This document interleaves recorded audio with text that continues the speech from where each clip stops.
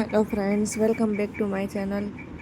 તો ગણેશ ચતુર્થી છે તો આપણે તેને માટે લાડવા બનાવીએ. તો આવી રીતે કકરો લોટ લીધો છે અને પાણી ઉકળવા મૂક્યું છે. તો આવી રીતે કકરો લોટ લઈએ અને તેમાં આપણે થોડું મોણ એડ કરી દઈએ. તો લાડવા કેવા એકદમ ઇઝીલી બની જાય તે તમે આ વિડીયોમાં જોઈ શકશો. તો આપણે તેમાં મોણ આપવાનું છે આવી રીતે અને તેને એકદમ સરસથી મિક્સ કરી લઈએ.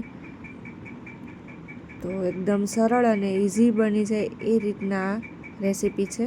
તમે મારી ચેનલમાં રેસીપી છે, કુકિંગ્સ છે, વ્લોગ્સ છે, ટિપ્સ છે, એ બધું જોવા મળશે. એટલે તમે મારી ચેનલને સબસ્ક્રાઈબ ન કરી હોય તો એ તમે સબસ્ક્રાઈબ કરી દેજો સૌપ્રથમ તો.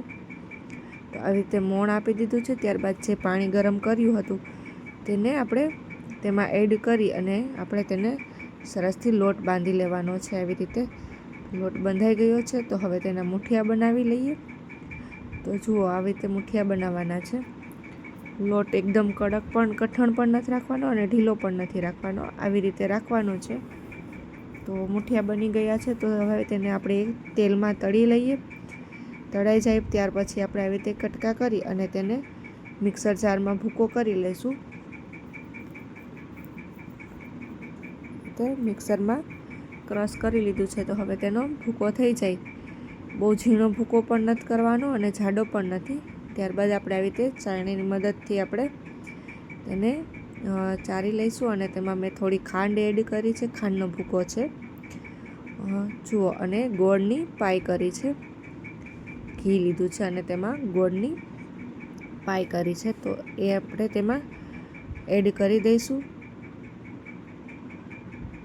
તો બધું સરસથી તેમાં એડ કરી અને મિક્સ કરી લઈએ.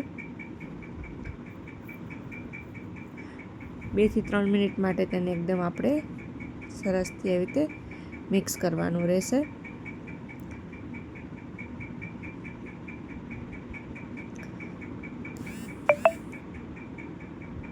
રીતે સરસ મિક્સ થઈ ગયા બાદ આપણે તેને આવી રીતે લાડવા વાળવાના રહેશે. તો આવી રીતે લાડવા વાળી લઈએ. જુઓ, સરસ એકદમ ઘી અને ગોળનું પ્રમાણ પણ સરસ છે. તો ઘી આવી રીતે હાથમાં જ્યાં સુધી ચૂકે ને એટલું આપણે ઘી તેમાં એડ કરીશું, જેથી કરીને લાડવા એકદમ સરસ ઘીથી રસદાર બનશે. જુઓ, હાથમાં ઘી દેખાય છે. તો આપણે એવી રીતે તેમાં ઘીને એડ કરવાનું રહેશે. ગોળની પાઈ જે કરીએ તેમાં જુઓ. તો પછી આવી રીતે ગરમ ગરમ હોય ત્યારે જ બધા લાડવા વાળી લઈશું.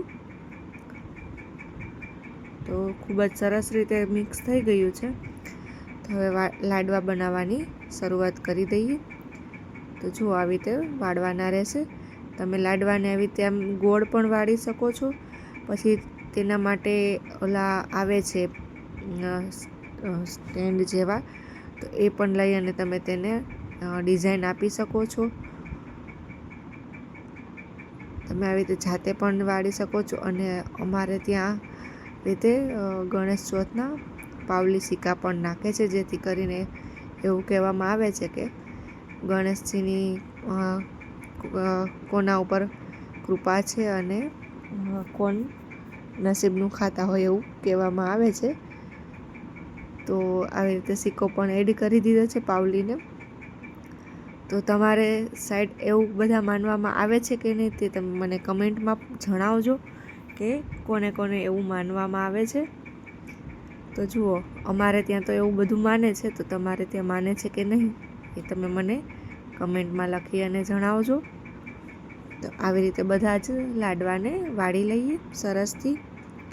તો જુઓ, એકદમ ઇઝી અને સરળ એવી રેસીપી છે અને જલ્દીથી બની ગઈ છે.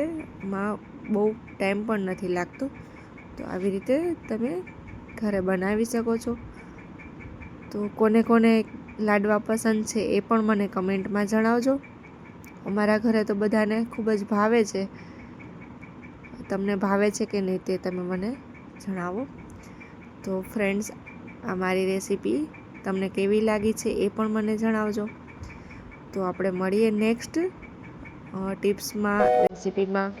તમે મારી ચેનલ પર બન્યા રહેજો, જેથી કરીને તમે અલગ અલગ ટિપ્સ છે, રેસીપી છે, વ્લોગ્સ છે, એ બધું જોઈ શકશો.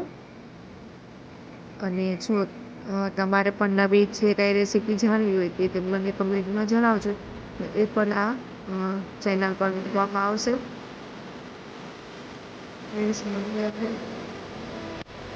વિડીયોમાં